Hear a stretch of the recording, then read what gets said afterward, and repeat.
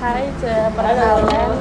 Saya Yesa dari program studi manajemen Universitas Veteran Bangun Nusantara izin mewawancarai Cece terkait konflik yang ada pada sebelah Endes. Oke. Nah, sebelumnya ini usaha ini milik Cece atau milik keluarga atau ada partner lainnya? Ya, kebetulan kita juga ada partner yang kamu tahu itu apa namanya di logonya sebelah Endes ada koko-koko ya. Nah, itu big boss-nya sebenarnya. Ya, istilahnya juga apa namanya usaha keluarga ya. Terus terjadi konflik gitu nggak antara ngitung keuntungan, terus pembagian keuntungan maksudnya, terus pengambilan keputusan kan biasanya satu orang itu sama yang lainnya beda keputusannya. Nah itu cara mengatasinya gimana? Sebelum kita terjun lebih dalam lagi, kita pun juga sudah namanya ada hitam di atas putih ya. Data sudah, ini bagianmu segini dari laba nanti baru sekian. Jadi pembagian itu sudah kita tetapkan dari awal. Jadi ketika usaha ini berjalan ya alhamdulillah pun juga tidak terjadi perselisihan. Wah ini harusnya bagianku lebih besar, ini bagianku seperti ini, itu tidak. Ya emang kita harus tentukan di awal. Kesepakatan dulu, kita harus ada namanya terjadi kesepakatan antara saya misalkan sama Mas Joni, bosnya yang dari sebelah Endes ini.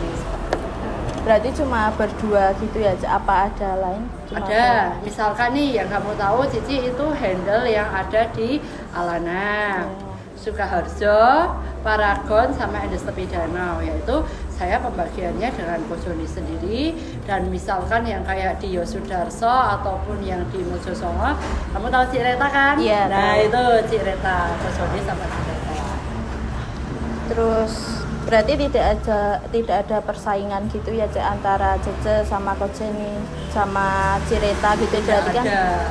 Karena Endes itu kan satu ya, cuma hanya manajemennya aja yang kita bagi-bagi tugas gitu ya. Tidak ada. Terus kalau sama karyawan apa ada miskomunikasi atau perdebatan itu, bagaimana cara Cece mengasih solusinya?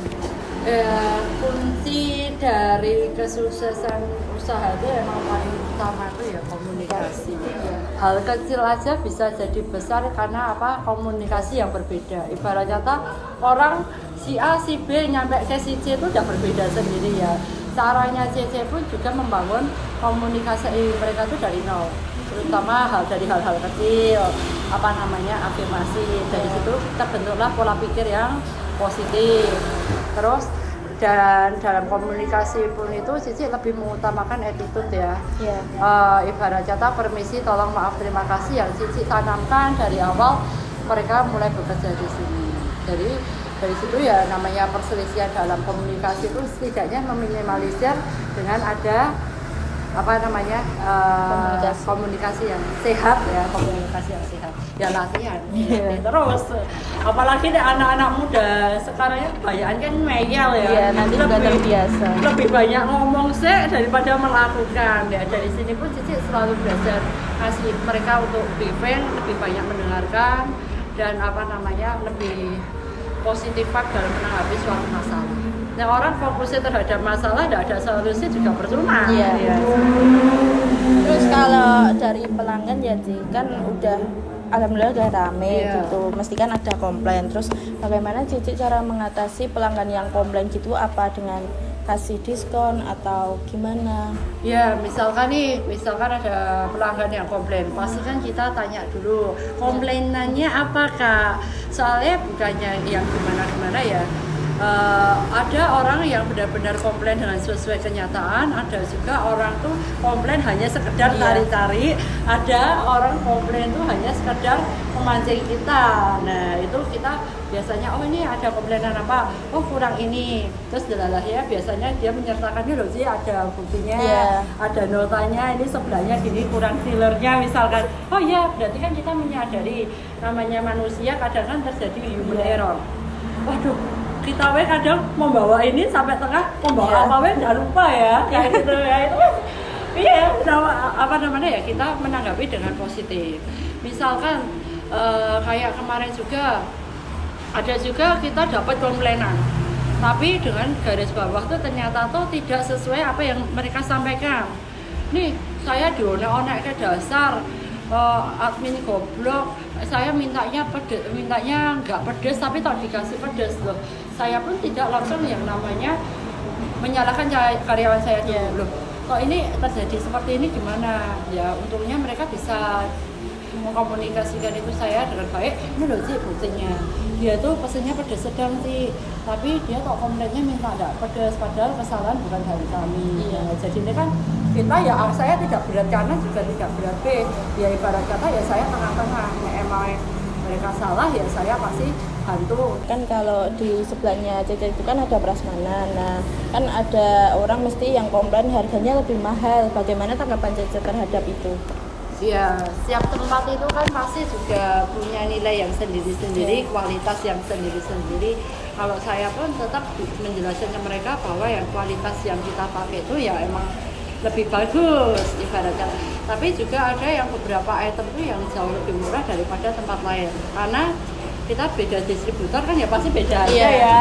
Namanya harga pasar dan lain-lain. Ada yang aku bisa dapat murah, mereka dapat mahal. Mereka dapat mahal, aku bisa dapat murah. Kan namanya harga pasar ya yang tidak menentu juga. Tapi mungkin dengan mayoritas ada yang lebih mahal 500 atau apa itu biasanya terjadi perbedaan merek. Misalkan gambling kita tok 3.000, yang si B tok harganya 2.000, 2,5.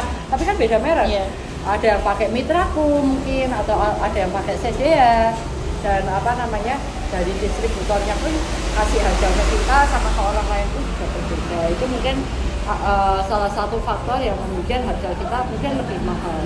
Selain kualitas, yaitu Pertanyaan yang terakhir itu kan sekarang kayak jualan itu lewat TikTok, lewat sosmed, terus apakah Sebelah Endis itu mampu beradaptasi dengan perkembangan teknologi zaman sekarang atau masih kayak dulu gitu? Dulu kita mikirnya jualan sudah, tapi ya semakin kesini teknologi itu juga semakin canggih. Ya mau nggak mau, bisa nggak bisa ya harus bisa beradaptasi ya. Dulu yang cuma ala kadarnya, sekarang udah mulai berpikir sedikit. Terus yang dulunya hanya sekedar upload konten, sekarang juga berusaha. Kamu pasti melihat saya terus ya sejauh safari ini ya kita berusaha untuk mengikuti teknologi yang ada. Ternyata ya dengan adanya itu pun penting juga ya menunjang dalam orang tuh tahu produk kita. Bahkan dengan TikTok pun misalkan contoh TikTok, orang luar kota tuh bisa jauh-jauh ke sini hanya karena apa? Seliweran SJP, Raimu sih misalkan gitu. Jadi kepo, menarik pelanggan. Ya dulu kita mikirnya ribet atau apa, tapi ya semakin ke sini ya kita harus bisa berpikiran lebih lebar lagi. Oh bahwa ya ini tuh ya penting. Cukup sekian ya Cek. Sekian. Apalagi ya mau ditanyakan boleh. Terima kasih atas waktunya yang diberikan ke saya. Semoga ilmu yang Cece berikan juga bisa bermanfaat buat saya. Amin. Terima kasih. Terima kasih.